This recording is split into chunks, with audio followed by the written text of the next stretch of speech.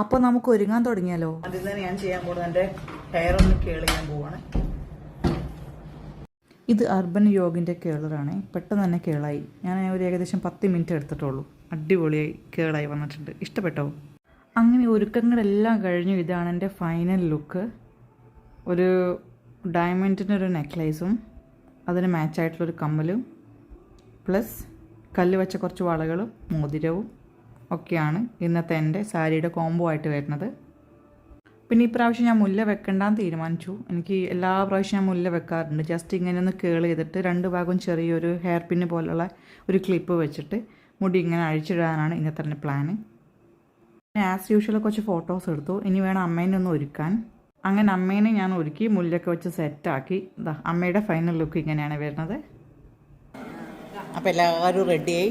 ഇതാണ് അനിയത്തിയുടെ ഹസ്ബൻഡിൻ്റെ ഫൈനൽ ലുക്ക് കേട്ടോ. Match and match.